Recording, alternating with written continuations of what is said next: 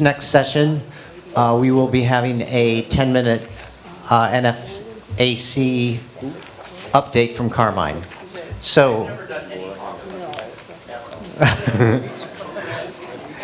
we'll try to hold him to that so everyone can get outside. All right. Our next speaker I'd like to introduce, it's my pleasure to introduce Sharon Carter. Sharon has had over 20 years of optometric experience working in an office as an office manager, sales, and training for an optometric software company as well. She now has her own consulting company.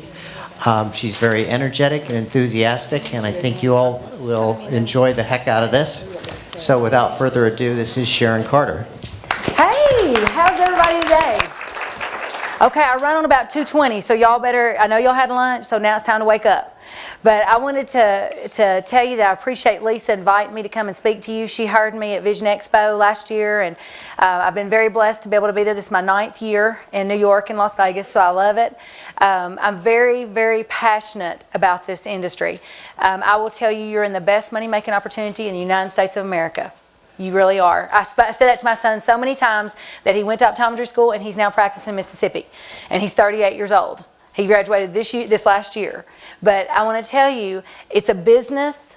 It's also a medical side. There's a retail side. And it makes it really hard sometimes to pull all that together.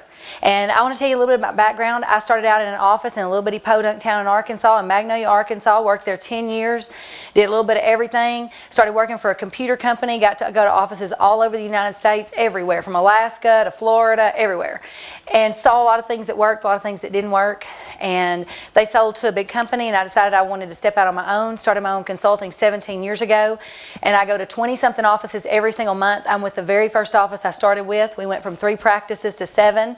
We sold a couple, and then we started a couple more, and now we have 5 and multi-million-dollar practices. And I have offices in Arkansas, Louisiana, Mississippi, Georgia. Go to them every month or every other month, Texas. So I see a lot of things that happen in offices. And people ask me, what's your magic wand? You go into an office doing $700,000 and all of a sudden they're at $1.2 million, one doctor 5 days a week. What in the world happened? And I said, you know, what did you do? It's not me, it's you. I'm a coach. And my job when I walk in that office is to put together an unbeatable team. That's my job. And I heard you talking about what's important. I'm going to tell you, I have more people leave my office because of staff than I do because of a doctor. It's hard. It's hard to pull it all together. And I'm going to tell you, a lot of you said, I don't go to school to that. My doctor said, I don't want to manage people. I don't want to do all that. Then we got to find somebody who can in your practice, because we've got to find somebody that can run this show. It's a lot of parts to it. But when you get that fine-tuned team, it's unbelievable. The momentum just starts going, and my doctor's like, we feel like we're not working nearly as hard, but the money's just coming in. I said, don't mess it up, because you got your momentum going. But you've got to get on the same page. And how many in here are docs? Okay, doc, the buck stops with you. You own this place, right? So you've got to be the #1 leader, and then you can put leaders under you. And that's what I do. I build leaders. And what happens with us sometimes, though, is somebody's a great optician, somebody's a great tech, and you know what we do? Oh my gosh, let's make them a manager. Let's make them a leader. They've never led anybody. And then when they fail or they're not doing things like we want them to, we go, wait, hold on. You're not doing a good job. We got to give them the tools. But when I go in, I'm looking to put this place together as a team. And when you get everybody moving in the same direction, I'm telling you, it's powerful. Unless you mess it up, the money's there. So let's talk about a team. How many people feel like you're already trying to build that team? How many people say I might struggle with that sometimes? You know, when I get my team built, it's like, oh my gosh, we're rolling. We got this. We're going to make our goals. We're going to go on our goal trip. We got this. My key person quits because somebody down the street offered them a little bit more. And then it's like, oh my gosh, what about when 3 of them quit? Now we're building a new team. It's a new team now. And you know, you see the opportunity, and that's what's so frustrating for me sometimes. I see the opportunity, but because of staff turnover, we struggle.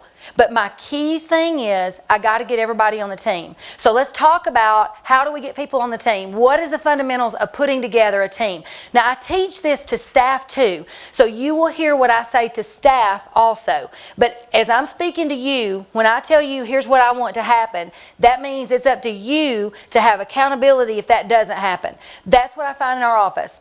We have a lot of rules. But we don't hold people accountable. I said, I went in one office, wrote this lady up 15 times.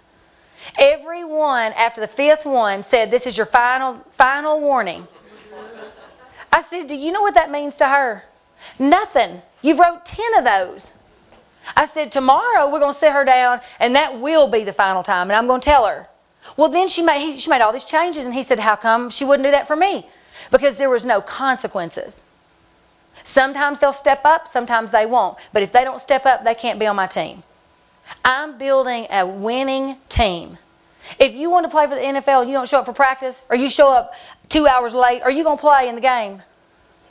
We are letting people on our team that are not all-star people, we're trying to make them into all-star people, and they're not.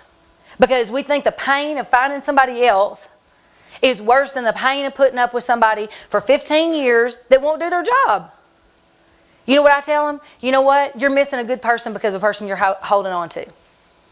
So let's talk about building that team. Well, the first thing is I love Zig Ziglar. Anybody know Zig Ziglar? I went to many of his Born to Win seminars. Loved him. Built my whole business based on him. He says, together everyone achieves more. There's no I in team. No, the doctor can't be the I. You know, I have doctors say, well, it's all about me. I tell my staff that too. But they've got to know, doctor, that we're all a team here and everybody on this team is valuable. I have good people leave offices because they don't feel valued. He does not appreciate. And I'm going to tell you, this is the worst profession to get my doctors to tell them you're doing a good job. Women will work harder, no extra money, just for a doctor to pat him on the back and say, you know what, you do an awesome job here, thank you. One of my doctors, I told him that and he said, well, you know when I tell them they do good, they do a little better. I said, well, why don't you tell, I said, how much does that cost you to tell them that? Well, nothing. I said, so you get more work out of them, more quality work, and it doesn't cost you anything, it's free.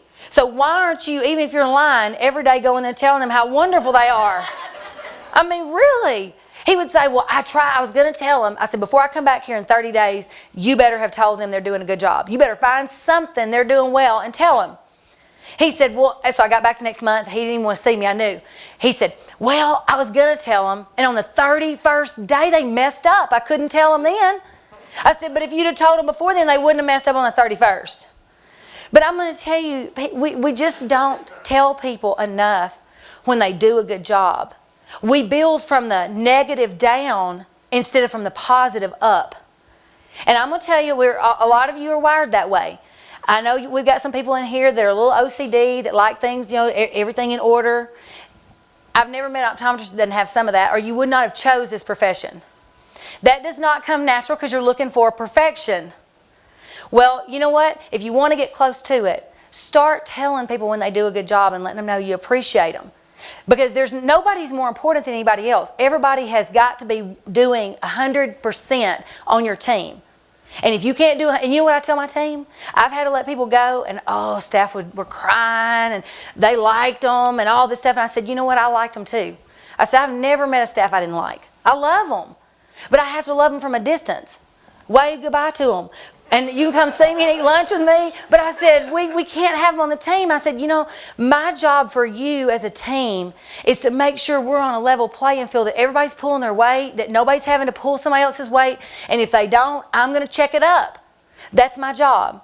So, you know, sometimes I have to let people go. If they won't step it up, they got to go. And that's what's happening to us on our teams. We're keeping people who are never going to step up. If they can't step up, lay it out for them in a nice way. I mean, I'm really nice. I have people, when I fire them, they'll hug my neck. And my doctor said they would have pulled a gun and shot me. And they're hugging you and coming to eat lunch with you. But they know I care about them. But I'm going to give you a layout of what I expect. And if you're going to be on our team, that's what's got to happen. Now, you got to have a layout. You can't expect people to read your mind. And some of my doctors, I said, well, do you have a manual for them? No. So how do they know what you want them to do? Well, I figured they could figure it out. We don't have mind readers. Staff are not mind readers. But everybody is important. The little doc back here, you said it. It's important for every component, every piece has to be perfect. And when you are, oh my gosh, patients walk in, this is what they say. I've never had an experience like this before. They were so nice. Then they write those really nice reviews. You know, and so all of a sudden you got all these people coming in because these people are telling everybody these people are the team. That's what I'm trying to build. And when I go into a town, I said, we're going to take this town over.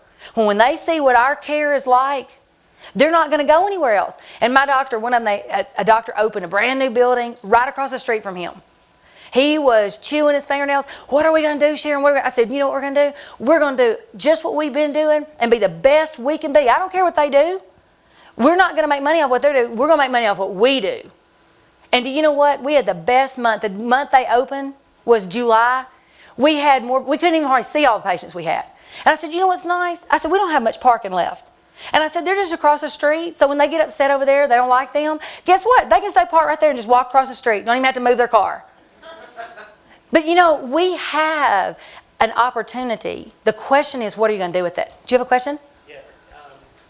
I've been trying to establish very specific guidelines. Mm-hmm. You mentioned that are guidelines important to you? Or? How can you hold people accountable if you have no guidelines in writing? We have checklists for every position. Here's you a checklist. And so here's what your responsibilities are. And what I tell them when I hire them and we do a probationary period. 90 days.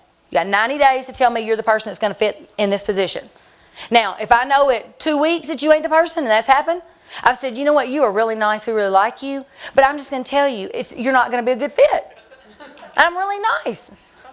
But I tell them up front, I tell them up front the things that, I said, here's some deal breakers. When I'm interviewing them, there's no need in beating around the bush. I tell them, I said, you know what, you seem really nice. You have all the qualifications. I think you can learn this. But if you miss more than 2 days in 90 days, I'm not keeping you. If you are late more than 2 days in 90 days, I'm not keeping you. That's telling me you're going to be late or miss 1 day a month. I can't work with that. I had a little girl, she had been a great optician, young, but she missed at the job she was at before. She worked in an office my other consultant worked in. And so they were telling me if she misses, she come in late. So I interviewed her and I told her, I said, let me tell you something. That is not going to fly here. You are late more than twice in 90 days. You are missed more than 2 days. You are not going to be here. Well, she came to work. She was so ill. They called the doctor and said, hey, doc, she needs to go home. She's sick. She said, no, I'm not putting my job in jeopardy. But she took it serious because I told her up front, this is a deal breaker. If you want this job, you're going to be here every day and you're going to be here on time. And we'll talk about what that looks like too, because I hope none of your offices look like this. But when you put everybody together, the power of everybody moving in the same direction, all of a sudden the money just comes. It's really crazy. I've done this over and over. I've bought practices and transitioned them. I have started practice from scratch, which is not my favorite thing to do. I prefer buying and transitioning. But that's what I do. So I deal with these people. You're thinking, oh, Sharon, you don't know my people. I deal with those people on a daily basis. Don't worry. Don't worry. I deal with them. So let's talk about it. There's some keys to success. And number one is putting forth the effort, having the knowledge, communication. This is where you fall short. I struggle with communication more than anything else. When I get 5 locations, trying to keep everybody on the same page. I mean, it's so funny because just a fact sheet. They'll go back and find a fact sheet from 30 years ago, 3 doctors owning the practice ago, and fax that to somebody instead of the one we just gave them. What's up with that? But that's what happens. You've got to constantly be on task with it and make sure that everybody's on the same page. But the communication is huge. If you don't have communication, you don't have a team. And doc, who does that start with? That's right. At the end of the day, you own the place. So don't expect the people to do anything you're not willing to do. So communication, rapport building, and attitude. So we're going to talk about each one of those. Number one, effort. You got to put some effort in this thing. You got to have a right foot kickoff. What does that mean?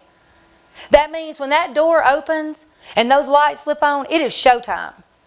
And everybody on that floor better know it is showtime. Have the smile on. Be ready to roll. I walked into an office and I said, where's my girl at the front desk? It's 8 o'clock. Patients are coming in. Patients are standing outside the door. So the tech is up there trying to get them ready.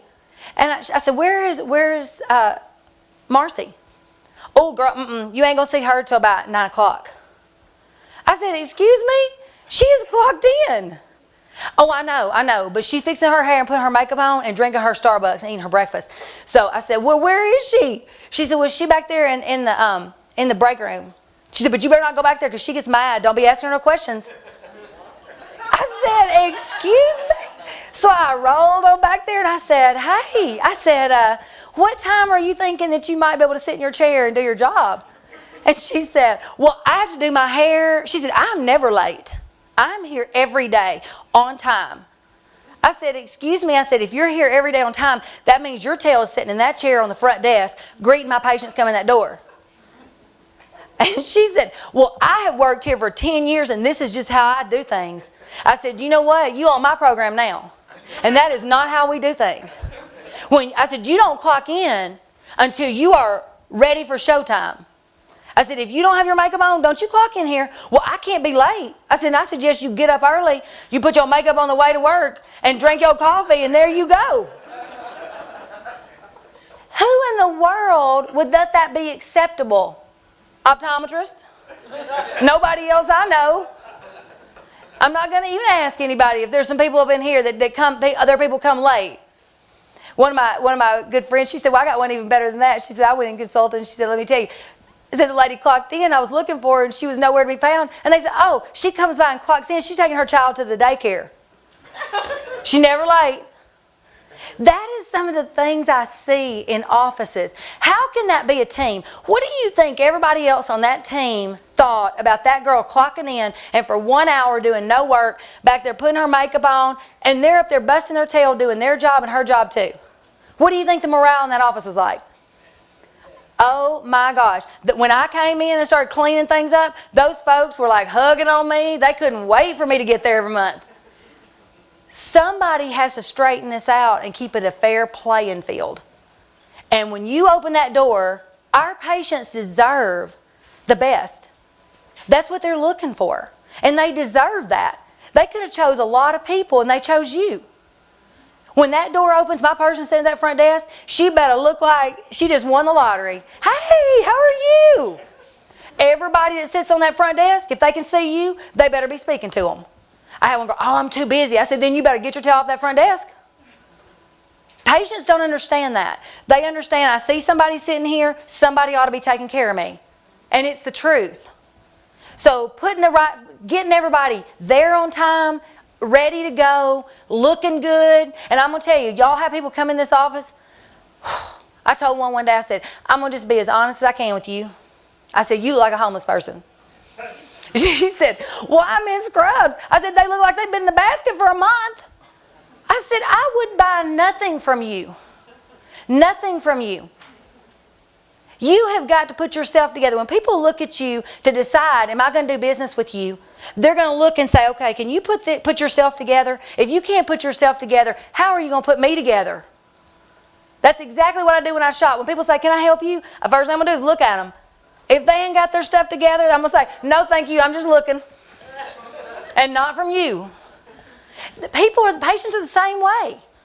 They want people put together. Do you know how they know you're not professional? Because you tell them by your actions and by the way you look. If I'd have rolled in here in some of those Daisy Duke shorts and a tank top, now I don't own any of those. I have lost weight. I can't get in them now. But I'm going to tell you, just because it's your size don't mean it's your friend, though. I'm just saying. But what would you have thought about me if I hadn't come in here put together? Looking like I could run the show, you'd be like, You made a decision in the first few seconds if I had anything to say that was relevant to you. They're doing the same thing with your people in your office. But you're not requiring them to come looking like professionals. When I mow my yard, my hair's did, my makeup's on, I have a horse farm, I'm out there with them horses, I take my sunglasses off, I look like a raccoon. The only place that don't have dirt and dust is where my sunglasses were. But you know what? I'm showing up looking right when I walk out there. That's what we need to require of our people. Be ready to roll. Gasoline from the simple things. Is gasoline good or bad? Good or bad? Both. I know for me, when I'm in my BMW and I'm way 5 hours from home and I'm getting close to empty, it is looking real good to me. Because you know what? It gets me to the next place I'm going. It takes me down the road a little further. My husband was a forester, and they did what they call control burns, which to me is an oxymoron. There's no way to control fire, but that's what they called it, a control burn. So they set the fire themselves on an area they would hope and wouldn't burn. So they set it themselves. What do you think they used to get that fire started? Yes, a gasoline drip. Do you know what happened when you dropped a match on that gasoline drip? Blew up. You have people that are gasoline in your office that is blowing your practice up. Because they're making drama. You know what my saying is? You can make drama or you can make money, but you're not going to make both. And until you get the drama out of your office, you're not going to make the money you can make. And I'm going to tell you, if you got some women in your office, and I know you do, they got some drama. They just do. We do. I'm telling you. I try to keep drama out of my life, but every now and then it sneaks in, but I get it out quick as I can. But in your offices, you got people that are blowing up your practice. And you know what you'll say? Well, oh, Sharon, she's been with me 10 years. I couldn't run this place without her. I bet you could. And probably better. If they're creating that kind of drama, do you think your patients can't feel that energy? That is an energy. And you can feel it when they walk in. That's got to go. We got to get the people to be the gasoline that's taking your practices to the next level, taking your opticals to the next level. That's what you got to get on your team. And I know I'm saying some hard stuff, but I'm telling you, I tell my doctors this all the time. They pay me big money to do it. And I tell them, if we can't run this show this way, then you don't need to pay me. I know I don't look like I might cost much, but I'm telling you, when I roll in, they're writing the check. And why would they do that if they're not going to follow the plan? But I've done this enough times to know, and I tell them, I said, you know what? Is there anybody in this practice that can't go? Well, there's a couple, then you know, I might not need to come. Because I'm going to be honest. And if I'm going to move you to the next level, there's a reason you're staying at the same level. So if you've been at the same level for a while, there's a reason. And if you want to go to the next level, you're going to have to change some things. When I go into a lot of practices, they're 750, something like that. And they've been there for a while. Because it takes something different to get to $1 million. It takes something different to get to $1.5 million. You got to manage the people better. You got to have a better team. You got to make sure that everybody's moving up, carrying you to the next level. So make sure that the gasoline is the good kind in your practice. Be willing to pull your weight. This is what I say to your staff. You got to be willing to pull your weight, and you got to be willing to help other people. When somebody's out, what do we have to do? You know what I say to people when I hire them? And it's surprising that anybody takes the job, but they'll call you, beat your door down. I'm trying to hire somebody now. I told them I was coming here to speak. And I'm telling you, 3 of them are just blowing my phone up. We're interested in your job. I tell them, I'm going to ask you to work harder than you've ever worked before. But if you do that, we're going to play harder than you've ever played. We do gold trips. I've been to Disney, 3 times with offices, mini cruises, been to Las Vegas. We do trips with them. Because when you do things with your staff outside of the stressful office atmosphere, it builds a different relationship with them. All of a sudden, I know some of you are like, Sharon, I have enough relationship with these people already. I don't want to do anything with them outside of work. But I'm telling you, it just builds a different rapport with them. And all of a sudden, it's more than just a job. You've got to get them to buy into your business. That's your goal. So be willing to pull their weight. Knowledge, I challenge you to do this, to walk into the front door of your business and just stop and look around and ask yourself, what does it say to you?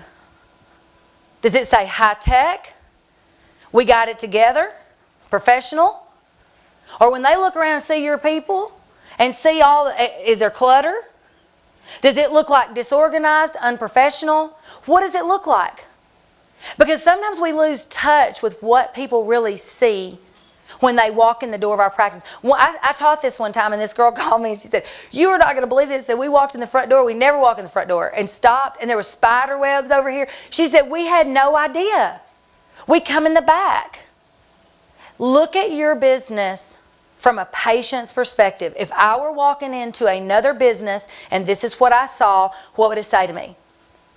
And then ask yourself, do I need to change? And if you do need to change, start writing the things down. Write it down and then mark them off as you get it changed. So make sure that you know what it looks like. Beware of the jokester. Now, nobody likes to have fun more than me. If it ain't fun, I'm not going to do it for long. I might make myself do it a little bit, but not for long. It needs to be a fun atmosphere. When patients come in, they feel that. But we got to be careful because sometimes we say things and we cut up too much, and all of a sudden, patients get the feeling that we're not professionals. So you got to be careful with that. Be careful picking on people in the office. And we had a girl that had been with us for a long time, and she would love to pick back and forth with people. And something changed in her life, and she was going through a hard time. And the people that she worked with didn't really pick up on it, and so they were still picking with her. And she took offense to it and ended up quitting. And it took us 3 years to find somebody that could do that job as well as her. And if they had handled it differently, it wouldn't have happened. So we need to make sure that we're staying professional when we're having a good time. Be an expert at your job. I don't care what job you do, you need to be the best at it. If you can't be the best at it, then that tells me you're not passionate about what you do. And you need to find something that you can be passionate about, because life is too short to do something you don't enjoy and that you don't want to be the very best out there. That was my goal. I wanted to learn everything in the office. Then I found out when I did, I had to do everything in the office at one time or another. So I thought maybe that wasn't a good thing. But I'm going to tell you, everything I learned and was willing to do then, I'm paid for tenfold now. I couldn't do what I do now if I hadn't been willing to do what I did when I was in my office. Don't worry about, oh my gosh, am I being paid enough? Don't worry about that. Just do your best. And I'm telling you, my doctors, and I know y'all are the same way, you're willing to pay your people if they'll do a good job and help you make money. My staff will say, well, how come they won't pay me more? And I said, because it ain't there. If we can create it, then they'll pay it. They have no problem with that. But you got to create it. But if you get involved and help us build this and create it, then it'll be there. We do it in the form of a bonus system. So I would say to you, think about what you can do with your staff to bring them on board with this. How can we better partner with them to make them feel like they're a part? Because when you can do that, then they become vested in your business. It's like it's their business. I have staff that probably could go somewhere else and make probably twice what they're making. And they don't, because they love what they're doing and they know we're building. The money will come.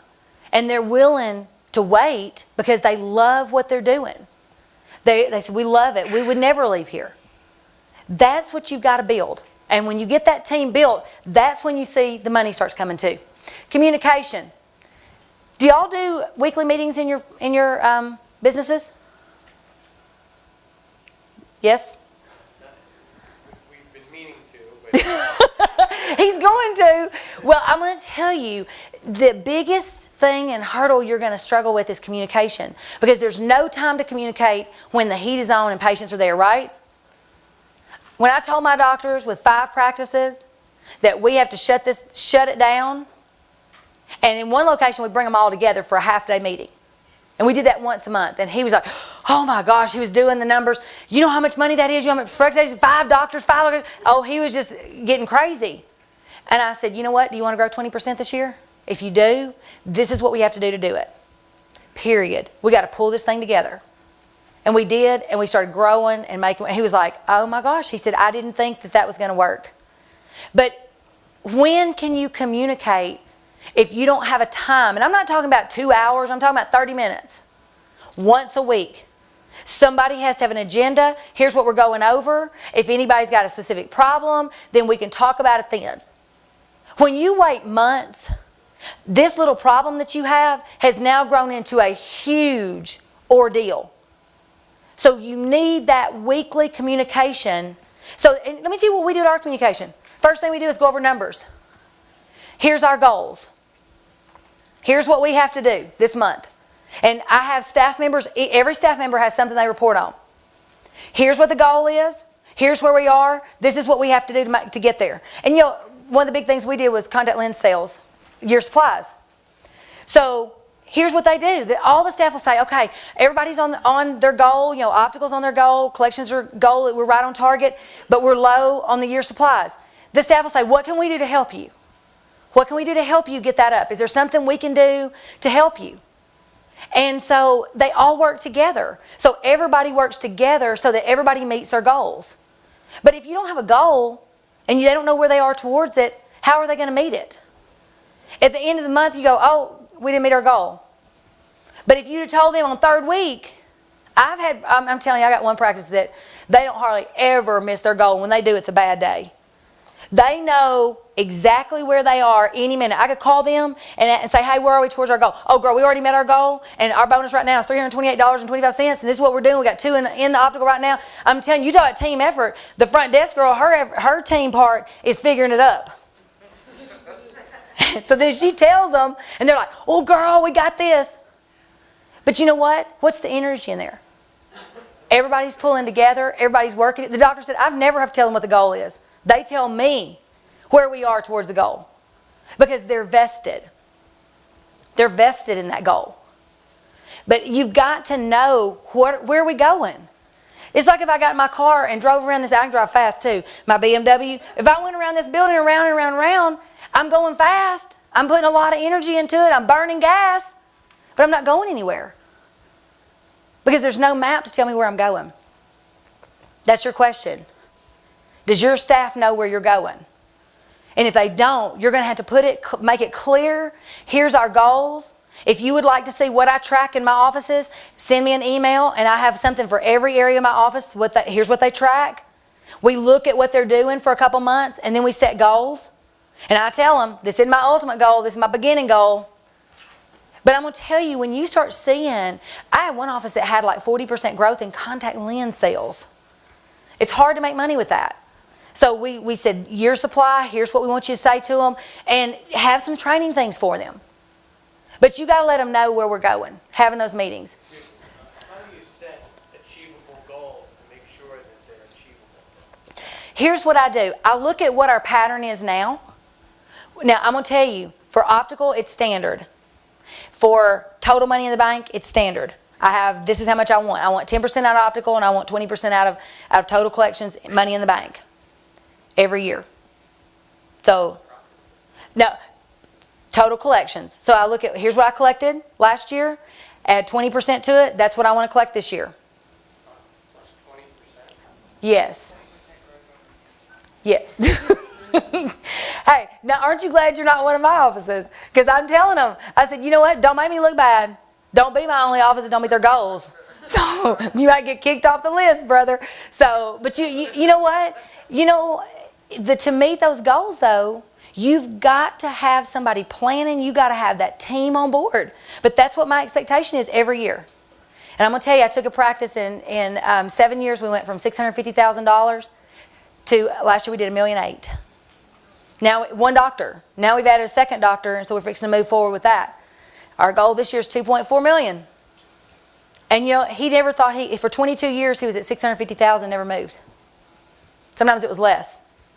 He said, do you think we can make $1 million? I said, no, I know we can. But I've got to run the show, not you. Because you're running the show, got you where you are today. So we got to change our tactics. But you know, it's not magic. It's pulling these people together. It's getting real clear on where our goals are so everybody can buy into that. Now, what I do to make achievable goals, I tell them, this isn't where we're going to end, but here's what we've been doing for the last 3 months. And so I make a report on it. So I said, okay, let's do 50% more. Let's set that as our goal. And then everybody work hard. Let's work hard and see if we can get there. And then say, now that we've got there, we've stayed there a couple months, let's move up to the next level. Because I have an idea of how many years supply I want them to sell, let's say contacts. So I say, you know, this is where I'm ultimately wanting us to be. But I can't jump you from there. That's 3 times what you're doing now. So let's do baby steps. Let's set our goal for this. And then let's see how long it takes us to do it. And I'm telling you, people, when they have a clear track, they will step up. When you're clear with them, here's what the goals are, And especially if you get those people that want to meet goals. I set my own goals in my practice. My doctor wasn't a goal setter. So I set my own goals to try to beat my best personal best. But when you get those kind of people, they live on that. I mean, they feed on it. And they're so excited to be able to, because it's a personal achievement when they reach those goals. Now they're vested. They become vested because now they're working towards something. They're not just showing up. Okay, this is my job. I'm showing up, doing my job. Now I'm going home. All of a sudden, they have something to build towards. Very, very important. If there's a staff problem, you need to address it right now. Don't let that go on for like 6 months. And I'm going to tell you here's how we think in this industry. If I ignore that, it's going to go away. It will get better. Actually, the opposite is true. It gets worse. Then when you try to go in there and correct it, they get really mad at you. Have you ever noticed that?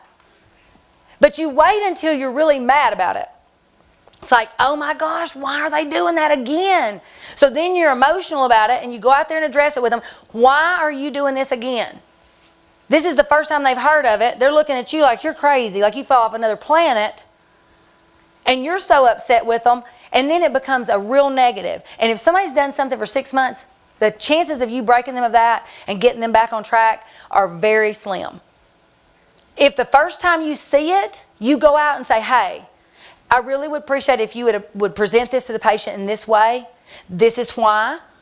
Then all of a sudden now you're bringing them on board. You're letting them know right away. But we don't like confrontation, right? So we're thinking it's going to get better. It's not going to get better. So it needs to be addressed promptly. Now, here's what our office looks like sometimes. If it is a public area, and I'm going to tell you, if this right here was your message that you had left for this person, how likely do you think it would get answered? But I'm going to tell you, since we have put computers and everything out in the optical, we have brought all of our junk that we had in our back office out there with it. And now it sits there. When they go into your contact lens room, when they go into your exam rooms, which usually my doctors are too OCD to have a bunch of stuff clutter in their rooms. Uh-oh, Dr. Lisa, oh look. Molly's like, we can't have this box here. Dr. Hamilton's going to freak out if she sees anything. So she's laughing at me because I'm like total OCD about it. Yes, well, I'm going to tell you, I have a doctor that's the most OCD you've ever seen. I've given my personality evaluation here many times, in New York, in all these different conferences. Tens of thousands of people have taken it. I have one, my doctor, one of them, was